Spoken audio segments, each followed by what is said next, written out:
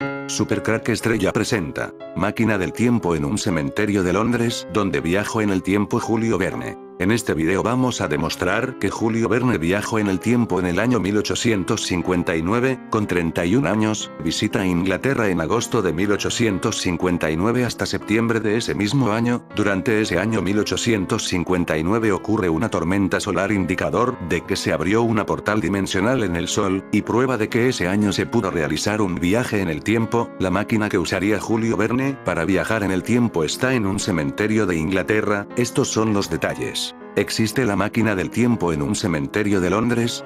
Máquina del tiempo y torpedo psíquico oculta en un cementerio de Londres. Un mausoleo en Brompton se dice que podría ser un lugar para viajar al pasado y al futuro. Parece una historia sacada de una novela, pero hay mucho de realidad en este relato. El cementerio de Brompton, uno de los más antiguos de la capital británica, es también uno de los más bellos por el cuidado que se ha dado a este espacio, que ocupa unas 16 hectáreas entre Old Brompton y Fulham Roads, en el mismo corazón de Londres.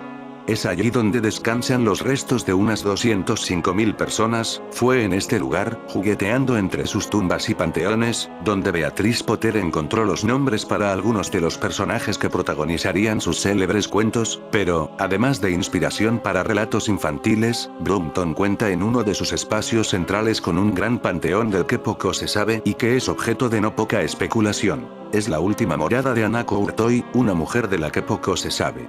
Su panteón, de 6 metros de altura, construido en granito y con una pesada puerta de bronce que permanece sin abrir desde hace 150 años, alberga también los restos de 2 de sus 3 hijas, de las que apenas existe información, al igual que sobre su madre. Entre lo que sabemos está que en realidad se llamaba Anna Peters, nunca se casó y trabajó como ama de llaves para un anciano hombre de negocios llamado John Courtoy. Cuando murió, Anna heredó su apellido y su importantísima fortuna, que la convirtió en una de las mujeres más ricas de Londres. Corren muchas historias que afirman que ella fue amante de alguno de los más poderosos e influyentes hombres de su tiempo, ya fueran reyes o políticos. Nunca se ha podido demostrar esa afirmación. Lo que sí está claro es que tuvo entre sus amistades a 2 personajes que tendrían un papel destacadísimo en la historia que aquí se cuenta. Existe una misteriosa leyenda sobre una máquina del tiempo oculta en el cementerio de Brompton, una de las necrópolis más antiguas y grandes de Gran Bretaña. Fundado en 1840, este panteón abarca más de 16 hectáreas y es un auténtico jardín repleto de sepulturas. Allí es posible encontrar lápidas de granito blanco extremadamente cuidadas y otras construidas con materiales más baratos que ya evidencian el paso del tiempo. Además, en Brompton abundan los mausoleos de estilo victoriano y estatuas meticulosamente talladas. Cualquier arquitecto o escultor quedaría maravillado con esta galería a cielo abierto. Aunque, en el cementerio de Brompton existe una tumba que se destaca del resto, tanto por su historia, como por el imponente diseño que no tiene igual dentro de esta necrópolis. La máquina del tiempo oculta en el cementerio de Brompton. Es fácil identificarlo, pues se trata de un mausoleo increíblemente detallado, con un estilo que evoca a los antiguos monumentos egipcios. Esta edificación se hizo con granito blanco pulido y tiene más de 6 metros de altura. Tal vez, la característica más distintiva es una pequeña pirámide en la cima. La entrada está protegida por un grueso portón de bronce con intrincados detalles místicos. Por si fuera poco, en todas las paredes del mausoleo se pueden encontrar diversas inscripciones y jeroglíficos. Cualquiera que lo observa por primera vez es invadido por un aura de grandeza y misterio, aunque también por la nostalgia que produce la decadencia del opulento período victoriano. Su inusual aspecto ha inspirado toda clase de rumores, incluso uno donde se asegura que al interior se resguarda una máquina del tiempo. Uno de ellos se llamaba Joseph Bonomi, célebre por ser un reputado egiptólogo. Él fue uno de los primeros que logró descifrar alguno de los jeroglíficos grabados en el Valle de los Reyes, a donde acudió en diversas expediciones entre 1820 y 1830. También artista, Bonomi había sido conservador de museos y tenía una especial habilidad para divulgar sus conocimientos. Entre ellos estaba lo que había averiguado en Egipto sobre la posibilidad de moverse a través del tiempo. Eso era algo que estaba convencido que le había sido explicado en los jeroglíficos egipcios que había podido descodificar. Anna fue una de las mejores seguidoras de Bonomi hasta el punto de querer financiar sus investigaciones. pero para poder materializar lo estudiado hacía falta un hombre de técnica. Ese fue el capitán Samuel Alfred Warner, al que el British Museum califica hoy como un charlatán. Warner decía haber sido el inventor de un proyectil invisible y un arma de largo alcance, los precedentes del torpedo, con la capacidad de poder destruir naves en alta mar. Las reclamaciones de patente de este material acabaron en la Cámara de los Lores con la intervención del mismísimo Duque de Wellington, pero sin llegar a una resolución concreta. Hoy Warner es visto por algunos como un fraude, pero hay quienes lo ven como un genio militar adelantado a su tiempo. Nuestros tres protagonistas descansan hoy en Brompton, y es de aquí de donde han partido todas las teorías sobre la supuesta fabricación de una máquina del tiempo, el mausoleo de Anaco-Urtoy, de 6 metros de altura y con algunos jeroglíficos egipcios, sin duda por influencia de Bonomi. El cementerio conserva los planos de todas las tumbas, menos esta. No hay ninguna constancia del diseño de esta obra en la que sí está confirmada la colaboración de Bonomi y Warner, tampoco puede accederse a su interior. Desde hace varios años la llave que debería abrir la pesada puerta de bronce está perdida y, pese a las buenas intenciones de los responsables de Brompton, ningún cerrajero ha podido obrar el milagro. Anaco-Urtoy y su obsesión por la egiptología. Los registros del cementerio de Brompton señalan que este lujoso mausoleo pertenecía a Anaco-Urtoy, una acaudalada y excéntrica heredera del siglo XIX. Lo de excéntrica es porque heredó una gigantesca fortuna tras la muerte de John Courtoy, un rico y anciano comerciante de Inglaterra. Ana trabajaba como ama de llaves para este personaje, aunque los rumores en la época decían que era su amante. Aunque nunca se les vio juntos y mucho menos contrajeron matrimonio, Anaco-Urtoy tuvo 3 hijas de las que nunca se supo el nombre del padre. Una vez más, las malas lenguas adjudicaban la paternidad de estas pequeñas al septuagenario John Courtoy. Otro dato peculiar sobre Ana es la clase de personas con que se relacionaba. Individuos sumamente extraños, por decirlo menos. Joseph Bonomi y Alfred Warner. Uno de sus amigos era Joseph Bonomi el Viejo, un egiptólogo y arquitecto que despertó en la mujer una extraña fascinación por la cultura egipcia. Dicen que podían conversar durante horas sobre el antiguo Egipto, pues Ana vivía obsesionada con el tema. Este es uno de los motivos por los que encomendó la construcción de un mausoleo con detalles egipcios. Bonomi y otro personaje llamado Samuel Alfred Warner se habrían encargado de diseñar la estructura. Alfred Warner era una especie de científico loco obsesionado con las armas, se jactaba de diseñar toda clase de dispositivo armamentístico altamente avanzado, como aquel al que apodó el caparazón invisible. Aseguraba que se trataba de un explosivo del tamaño de un huevo, que podía armarse y lanzarse con un simple globo, para finalmente activarse remotamente diezmando a las naves enemigas.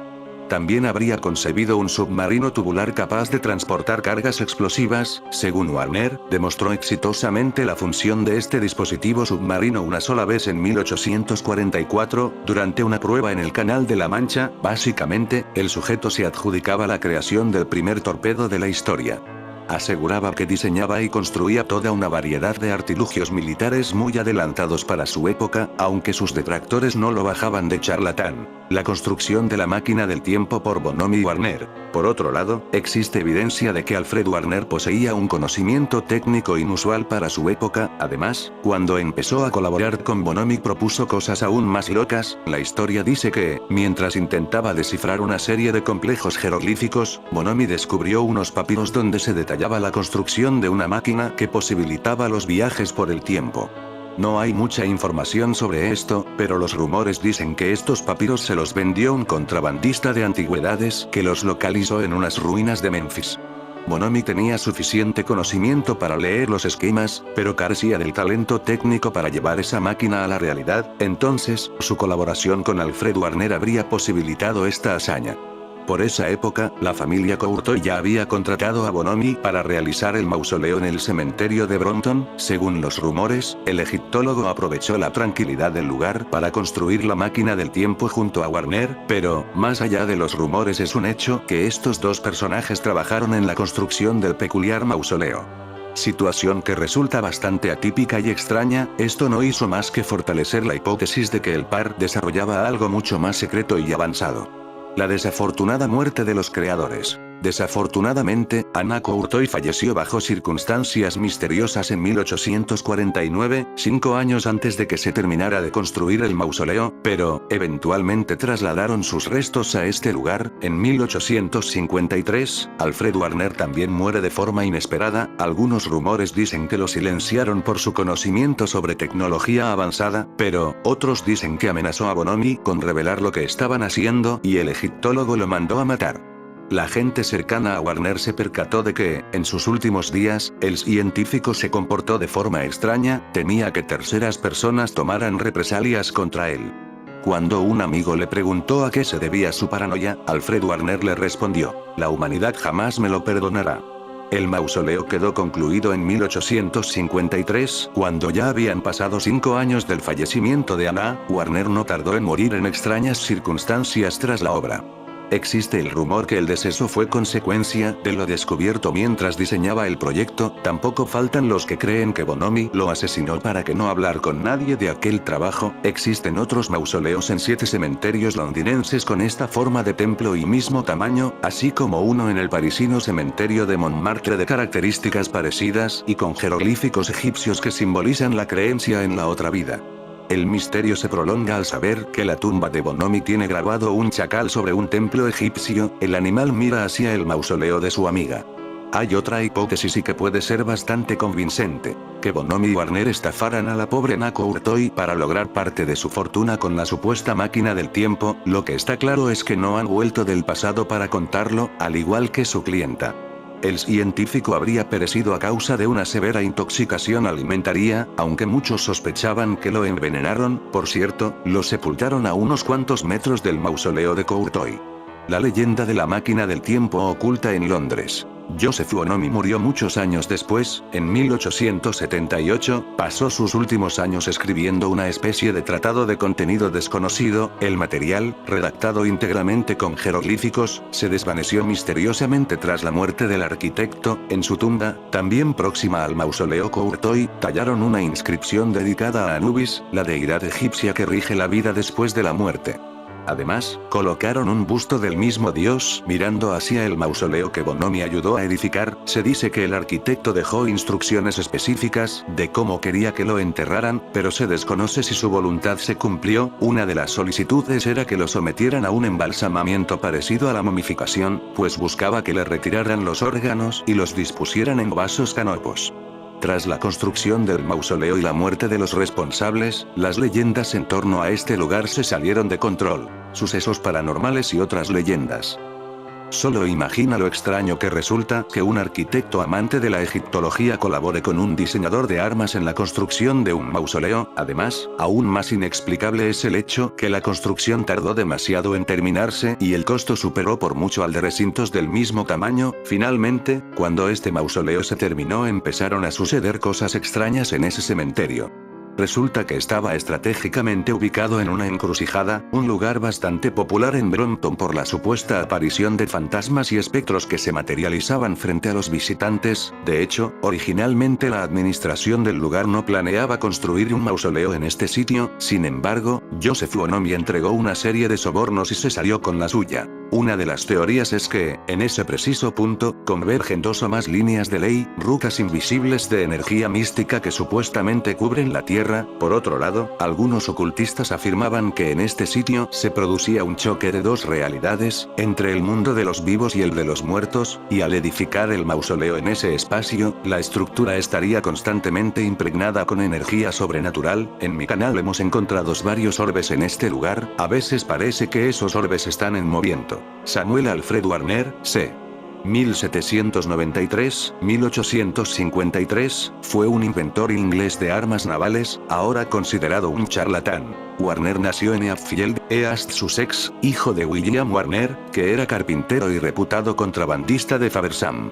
Conocía a un químico de Londres llamado Garrald y estaba trabajando con él en 1819 en un explosivo. Se puso al servicio de Pedro I de Brasil en Portugal y, a su regreso a Inglaterra, encontró cierto apoyo de Guillermo IV para sus afirmaciones de tener armas secretas. El rey nombró al almirante Richard Godwin Keats, entonces gobernador del Royal Hospital Greenwich, para investigar. Luego se llamó al almirante Sir Thomas Hardy para ayudar. Warner murió en extrañas circunstancias en los primeros días de diciembre de 1853, y fue enterrado en el cementerio de Brompton, al oeste de Londres, el día 10. Dejó viuda y 7 hijos.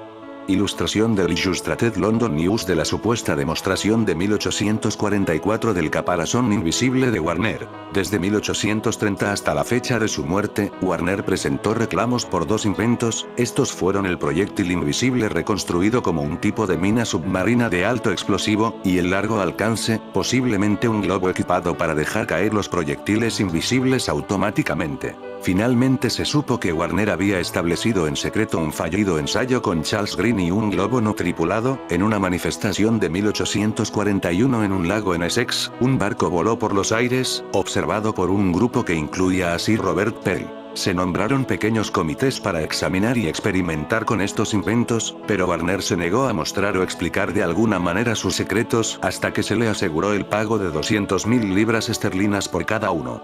En 1842, un comité de Sir Thomas Young Martin y Sir Howard Douglas cuestionó a Warner.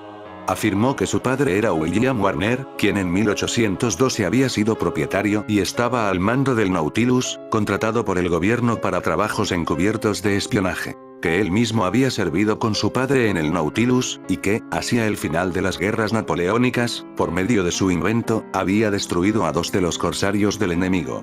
No hubo verificación y la cuenta fue estropeada por anacronismos. En el mismo periodo, las reclamaciones de Warner fueron evaluadas por el teniente coronel Chalmer de la Artillería Real y el comandante James Crawford Caffin. Una demostración adicional en el Canal de la Mancha frente a Brighton en 1844 mostró que un barco objetivo que estaba siendo remolcado en el mar detonó a una señal. Tuvo una buena asistencia, pero dejó sin resolver el valor de lo que se había visto. Warner afirmó que Keats y Hardy habían escrito un informe en apoyo de la invención y presentaron una supuesta copia. Se señaló en el Parlamento que no se encontró ninguna otra copia. Keats y Hardy habían muerto hacía mucho tiempo, y se notó que era singular que murieran, y no se encontró ninguna copia, siendo notorio que ambos eran hombres de negocios y no era probable que hubieran perdido sus papeles. Se concluyó que no existía tal informe. Los supuestos inventos se exhibieron en la West End Gallery en la Gran Exposición de 1851, aún reclamando el apoyo de Keats y Hardy, pero no avanzó más. En 1852, el asunto se planteó nuevamente en la Cámara de los Lores, el 14 de mayo, y se nombró un comité para investigarlo. Una semana después, el 21 de mayo, intervino el duque de Wellington, señalando que la investigación era de carácter científico y que había sido confiada al Departamento de Artillería. Con esto el asunto parece haber sido abandonado. El comité nunca informó. De hecho, la tumba es una de las 5 cámaras de teletransportación diseñadas por Joseph Bonomi y construidas por su socio ocultista, el inventor de Clerkenwell, Samuel Alfred Warner. Entre varios otros inventos, Warner afirmó haber desarrollado un misterioso misil capaz de destruir barcos a distancia. La Royal Navy quedó lo suficientemente convencida por sus demostraciones como para pagarle por desarrollar este nuevo armamento, pero no pudo reproducir sus resultados de forma independiente. Esto se debió a que lo que supuestamente Warner había descubierto, con la ayuda del antiguo conocimiento obtenido por Bonomi en Egipto, era una forma oculta de teletransportar una bomba a corta distancia. Supongo que podría llamarse un torpedo psíquico. Un egiptólogo anterior fue Joseph Bonomi, en la foto de arriba. Trabajó como artista arqueológico, pero se cree que fue un asaltante de tumbas. En general, también se considera que fue el diseñador de la tumba courtoide estilo egipcio en el cementerio de Brompton, que aparentemente estaba destinada a ser el lugar de descanso final de 3 solteronas. En torno a este mausoleo se ha desarrollado una interesante leyenda, ya que es el único del cementerio del que no se tiene constancia de su construcción. Esto, junto con la obsesión de Bonomi con el más allá, reflejada en los jeroglíficos de la tumba, ha sido considerado por algunos como evidencia de que no es una tumba sino una máquina del tiempo y que las 3 solteronas, si es que existieron, eran de hecho sus patrocinadores de viajes en el tiempo. Esta es una idea fantástica y encantadora, pero desafortunadamente es incorrecta. De hecho, la tumba es una de las 5 cámaras de teletransportación diseñadas por Joseph Bonomi y construidas por su socio ocultista, el inventor de Clerk Noel, Samuel Alfred Warner. Entre varios otros inventos, Warner afirmó haber desarrollado un misterioso misil capaz de destruir barcos a distancia. La Royal Navy quedó lo suficientemente convencida por sus demostraciones como para pagarle por desarrollar este nuevo armamento, pero no pudo reproducir sus resultados de forma independiente. Esto se debió a que lo que supuestamente Warner había descubierto, con la ayuda del antiguo conocimiento obtenido por Bonomi en Egipto, era una forma oculta de teletransportar una bomba a corta distancia. Supongo que podría llamarse un torpedo psíquico. La Marina retiró la financiación, decepcionados pero impávidos, Warner y Bonomi encontraron un nuevo patrocinador, Lord Kilmorey, quien los animó a intentar usar el método oculto de teletransportación de una manera mucho más grandiosa pero, con suerte, comercial, concebieron la idea de una red de transporte alrededor de Londres para reducir el tiempo necesario para recorrer las grandes distancias de la vasta y congestionada metrópolis. Con este fin, construyeron 7 cámaras de teletransportación egipcias en los lugares más adecuados que pudieron encontrar, en cada uno de los 7 nuevos cementerios que se habían construido en la capital desde 1839. La cámara que la gente confunde con una máquina del tiempo en el cementerio de Brompton es solo una de los 7 y, lamentablemente, ahora está bastante deteriorado, aunque dio lugar a la idea de la TARDIS en las historias de Dr. Who. Si alguno de ellos realmente funcionó según lo previsto es ahora, por supuesto, un punto discutible. Si lo desea, puede ir a ver algunos de ellos, y probarlos usted mismo, supongo. Los de Brompton, Highgate y Kensal-Rise se muestran aquí. Algunos de los 7 parecen haberse desvanecido por completo, al igual que el propio Samuel Warner, aunque si esto fue como resultado de los procesos normales del tiempo o al perderse mientras se teletransportaban, ¿quién puede decirlo? Bonomi se llevó sus secretos y sus conocimientos a su tumba, bastante modesta, en el cementerio de Brompton. Irónicamente, de las diversas formas de moverse rápidamente por Londres, una de las que se ha vuelto más popular es de Brompton, una bicicleta portátil plegable. Samuel Alfred Warner murió en 1853, en ese año de su muerte Julio Verne tenía 25 años, ¿podría Julio Verne haber usado la máquina del cementerio? En la novela oculta de Julio Verne, París en el siglo XX, el protagonista del libro, Michel Dufresnoy, es un poeta frustrado. La sociedad del siglo XX desprecia todo aquello que no es práctico y rentable. Todo está centrado en el dinero. El demonio de la fortuna los empujaba hacia adelante sin piedad ni descanso, escribe Verne. Ello ha llevado a una obsesión por las ciencias y la técnica que ha convertido en objeto de ridículo a aquellos que demuestran interés o talento en las artes, la literatura o los conocimientos humanísticos. Verne habla de un barrio en el que no se ofrecía un solo alojamiento a los habitantes de la capital. Entre otros la Cité, donde se erguían el Tribunal de Comercio, el Palacio de Justicia, la Jefatura de Policía, la Catedral, el depósito de cadáveres, es decir, lo necesario para ser juzgado, condenado, encarcelado, enterrado e incluso salvado. Los edificios habían expulsado a las casas. Lo curioso es que en la actualidad existe un barrio parisino que lleva el mismo nombre, construido más de 100 años después de escribirse este libro y 20 años antes de que se publicara. Verne predice también que en el patio del Louvre se construiría una estructura moderna y geométrica, la famosa pirámide de cristal de Impey se terminó en 1989 en el mismo lugar que menciona la novela. También predijo una estructura parecida a la Torre Eiffel, aunque esta se construiría 24 años más tarde, en 1887.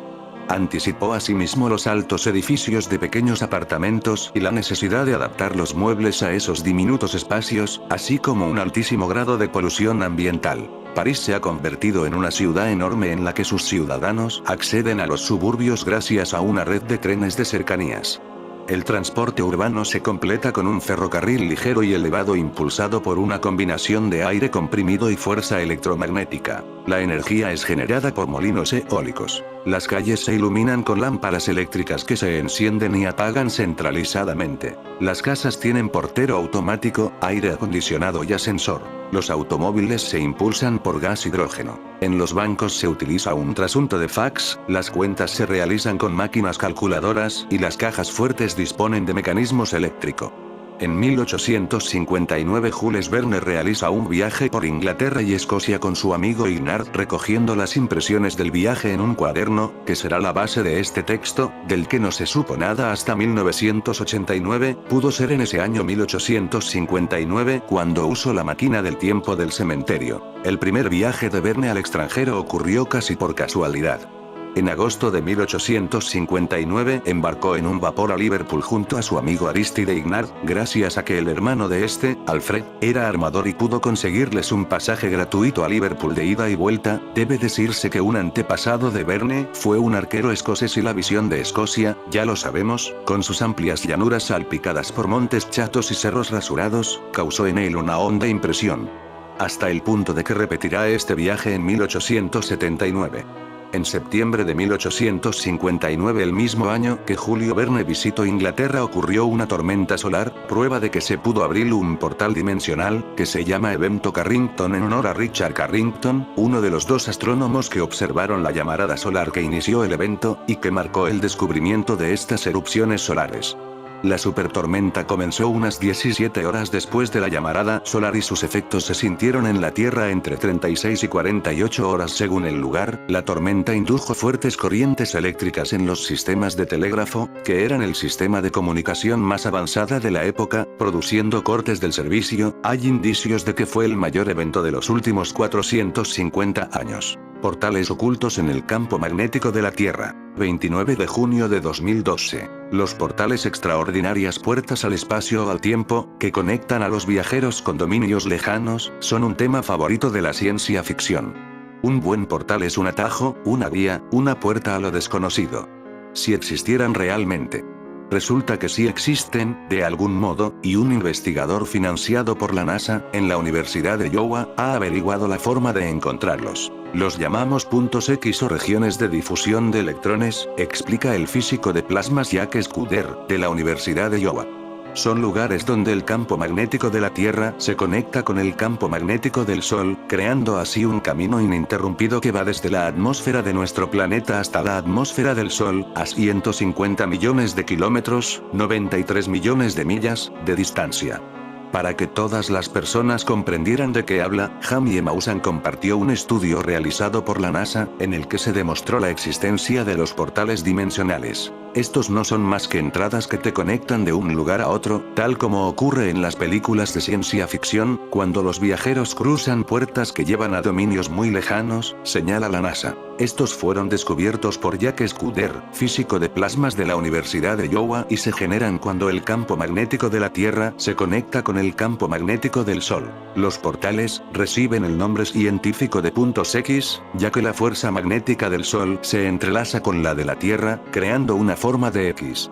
Cuando esto ocurre, se genera una especie de camino ininterrumpido que va desde la atmósfera de nuestro planeta hasta la atmósfera del Sol. ¿El Popocatépetl es un portal? Pero, ¿qué tiene que ver el Popocatépetl con todo esto? Pues Jamie Maussan ha indicado que el volcán podría ser un punto X, es decir, un portal que permite a los UAPs viajar desde el Sol hasta la Tierra, y viceversa, en poco tiempo.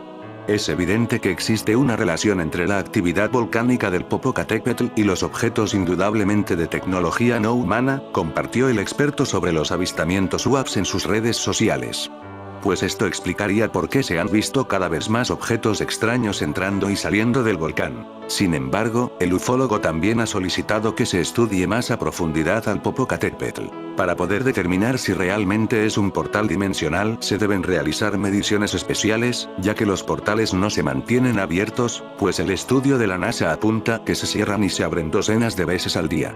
A pesar de ello, se sabe que suelen encontrarse a decenas de miles de kilómetros de la Tierra, donde el campo geomagnético se topa con el arremetedor viento solar, y que la mayor parte de ellos son pequeños y se abren por poco tiempo. Además, cuando se abren, toneladas de partículas energéticas pueden fluir a través de las aberturas, golpeando la atmósfera superior de la Tierra, lo que desata tormentas geomagnéticas y provoca brillantes auroras polares. En fin, amigos de Supercrack Estrella, si el video te gustó, pulgar arriba.